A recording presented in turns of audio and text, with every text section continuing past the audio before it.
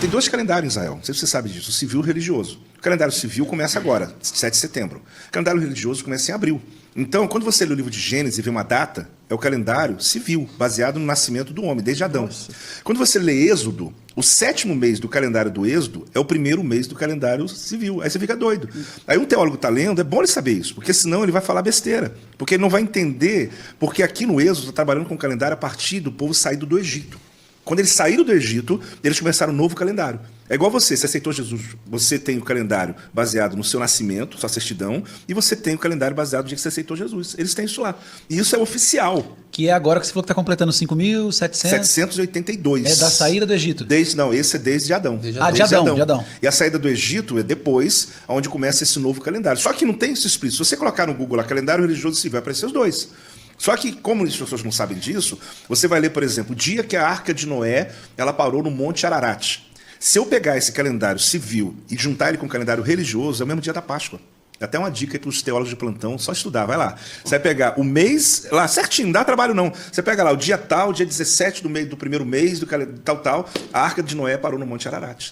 Aí você vai ver lá o dia início da Páscoa, no 7º mês, tal. Só que esse 7º é o mesmo do 1. Só que se você não sabe disso, você nunca vai conseguir conectar isso. Para que eu preciso saber isso? Porque tem obrigação, quem prega a Bíblia, é saber a Bíblia. Então você tem que entender. Só que o que isso serve?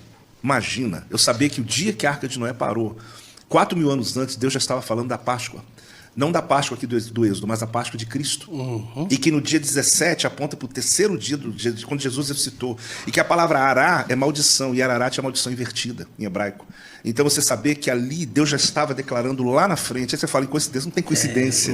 É o mesmo dia, só que 4.000 anos depois, Jesus estava ali ressuscitando e Deus está dizendo, eu estou invertendo a maldição em bênção. Ararat, maldição invertida. É a mesmíssima data. Só que o cara tem que ir lá pesquisar. Civil, religioso, botar os dois calendários. Pega aí, gente. Bota os dois, pega o primeiro mês aqui, o 7º aqui, você vai ver. Cai exatamente a mesma data, mesmo dia.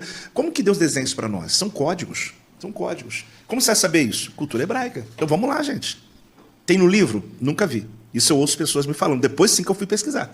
Uhum. Eu cheguei a primeira vez em Israel, Brunão. Você aprende muita coisa. Israel, né? Eu cheguei em Israel, estou lá sentado com o comandante do exército de Israel, um amigo meu pessoal hoje. E ele está comigo batendo papo, eu estou ouvindo, tal, um monte de coisa, eu não sabia nem onde anotar mais.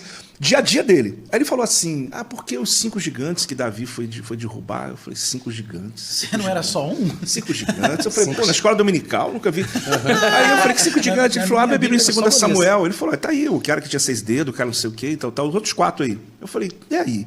Ele falou, aí ele olhou para mim assim, você acha que Davi pegou 5 pedras porque ele achou que era a mira? Eu falei, Ele falou, não, você não está entendendo. São 5 confederações, Ecrom, Ascalon, Asdod, e foi dando o nome da federação, que é a Federação Filisteia. Eles no mesmo evento de Davi e Golias, tinham 5 gigantes? Sim, estavam 5 ali. O Golias estava ali, só que eles não entram na batalha sozinho. Então, ele está com 5 pedras, só que quando ele corta a cabeça, os caras fogem. Mas ele já estava pronto com as próximas pedras. Mano. Só que isso tem qual... Me fala qual livro que tem isso. Você está entendendo? Aí eu vou para a Bíblia e começo. Eu falei que ia ser louco hoje. Aí eu falei, cara... Aí tu vai lá em 2 Samuel 22 e tal, tá lá os gigantes. Quem derrubou foi os caras que Davi treinou. Porque Davi depois falou, eu mato. Ele falou, não, Davi, a lâmpada de Zé não pode apagar, deixa a gente resolver. Mas Davi entrou, se você já gosta de Davi, você vai entender mais ainda. Ele entrou com 5 pedras, para 5 gigantes. Pode estudar, Ecrom, Asdod, Ascalon, pega as 5 cidades, eu não me lembro as 5 agora, as 5 cidades filisteias, cada uma delas representava, liderada pelo Sérim, é o grande líder sobre eles. Por isso que quando Sansão derruba aqui e mata mais do que na sua vida, ele matou dentro do templo, onde eles adoravam o deus Dagon, porque a única coisa que eles tinham em comum era o deus Dagon. Então, Davi, ele está ali agora lutando com um gigante, mas na verdade é um que apareceu. Ao derrubar o primeiro, vem o segundo, vem o terceiro, só que eles fogem. Só que esses caras aparecem no futuro. Só que eu estou falando que um judeu fala isso naturalmente. Ele falou, não, você não sabe. Eu falei, não sei não, cara. Eu nunca tinha ouvido, em lugar nenhum. Aí eu cheguei no Brasil, isso há 20 anos atrás, comecei a falar sobre as 5 pedras de Davi, comecei a pregar isso. Hoje tem um monte de gente pregando isso. Mas na época, até então, nunca tinha ouvido falar. Nunca ouvia até hoje. Tá 20 anos atrasado, mas tudo bem. Um pouquinho. Um pouquinho. Mas não é nisso só, não. Mas eu tô falando de uma ponta do iceberg. Eu conversando num restaurante, tomando um café, batendo um papo, e o cara me contando as coisas, e de repente ele joga. Aí você fala assim, peraí, faz sentido? Eu posso bloquear a mente e falar, não vou aceitar isso. Ou então correr atrás, que é o que eu faço. E eu fui descobrindo exatamente o conceito batendo com o princípio bíblico. Aí eu fui encontrar. Eu tô ali, de repente, passando no deserto, não sei se foi o ano que você foi, anos indo lá e tal, e a guia chegou assim, olhou para uma sarça no meio do deserto e falou assim, a primeira menorá que eu Deus... tava junto. Você tava, né? Você viu que eu levei um Esse susto, homem aqui né? ficou- Eu fiquei desesperado. Ficou Não, porque estriquinado. aquilo ali Falou, pagou a minha passagem. como? Pagou a minha Falou, passagem. como? O quê? É, ela falou assim, natural, o Bruno tava, ela falou assim, essa foi a primeira, não exatamente aquela sarça, mas uma árvore dessa foi a primeira menorá que Deus acendeu no deserto. Eu falei, mas peraí, menorá, a revelação vem no Sinai, depois, tal. Aí eu fui entender, cara, que aquela árvore que Deus está acendendo representa a menorá mesmo, porque é um fogo que não se apaga. Aí eu cheguei no Brasil, o cara da arte da igreja, falei, se vira, faz uma sarça com a menorá por trás, desenha um negócio assim, e preguei. Eu preguei um texto lá, o que está por trás da menorá, a sarça, que tem fogo, queima, que Deus chama de maravilha, né? Porque Deus não se empolga com o fogo, Deus se empolga com a continuidade do fogo. Deus não se empolga com você que adorou a noite, Deus se empolga 10 anos depois, 20 anos depois, e você está lá. Então, aquilo ali é maravilhoso para Deus. Mas é isso, ela falou, ele viu que eu levei um susto, eu olhei assim e falei, peraí, volta.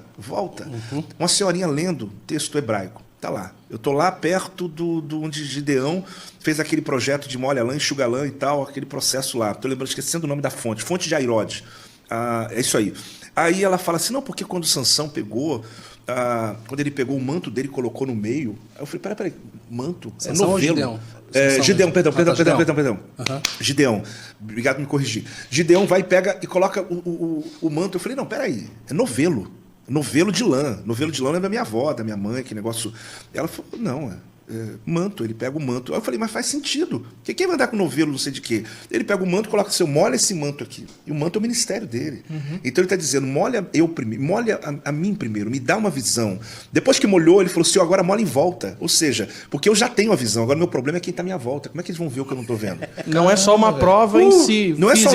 não é só uma prova física, ele está falando dele. Ele está colocando ele no meio do lugar. Quando ele bota ele de noite, ele diz, eu vou dormir, mas eu estou aqui. Porque esse manto sou eu. É uma revelação. Então, quando molha ali, o que ele falou com Deus? O senhor já me molhou. Então agora o senhor faz de favor. Molha agora meus colegas. Entendeu? Molha. Porque você sabe disso. Nosso problema não é enxergar algo. Nosso problema é passar para as pessoas o que a gente está vendo. É uma dor de parto, meu amigo. E ele pediu para Deus, se eu sozinho não consigo. Pra galera comprar, né? Tá, mas aí ela lê assim, aí eu falo assim, peraí, meu Deus do céu, eu tô lendo a Bíblia há tanto Tô atrasado. tempo. Mas não é só uma sensação de falar assim, descobri uma coisa que ninguém sabe. É uma conexão que eu pego assim, minha cabeça, ela começa a trazer... Fala sobre a ceia, o cálice.